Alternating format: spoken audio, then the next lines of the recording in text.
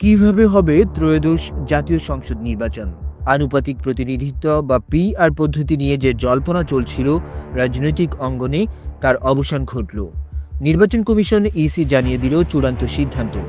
একই সাথে নির্বাচনে সেনাবাহিনীর ভূমিকা এবং ভোট কেন্দ্রের নিরাপত্তা নিয়েও দেওয়া হলো কড়া বার্তা।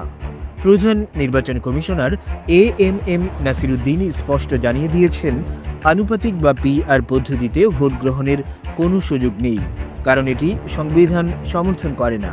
তিনি বলেন, সংবিধানের বাইরে যাওয়ার এখতিয়ার কমিশনের নেই। তবে সংসদ যদি আইন পরিবর্তন করে তবেই কেবল এটি বিবেচনা করা সম্ভব।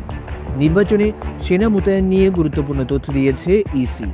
এবার সেনাবাহিনী স্ট্রাইকিং ফোর্স হিসেবে নয়, বরং আইন শৃঙ্খলা রক্ষাকারী বাহিনীর সদস্য হিসেবেই দায়িত্ব পালন করবে। এর জন্য সংশ্লিষ্ট আইন সংশোধনের কাজ চলছে। এর ফলে নির্বাচনের মাঠে তাদের আইনি এখতিয়ার ও কাজের পরিধি আরও সুনির্দিষ্ট হবে। একদিকে ভোট কেন্দ্র দখল বা বক্স ছিনতাইয়ের মতো ঘটনার পুনরাবৃত্তি রোধে কঠোর হুঁশিয়ারি দিয়েছেন সিইসি।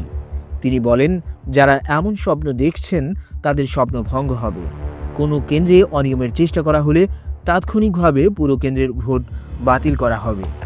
সিইসি আরও আশ্বস্ত করেন, নির্বাচনের সময় ঘনিয়ে আসার সাথে সাথে দেশের আইন শৃঙ্খলা পরিস্থিতির উন্নতি হবে এবং একটি সুষ্ঠু নির্বাচনের জন্য কমিশন সব ধরনের প্রস্তুতি নিচ্ছে।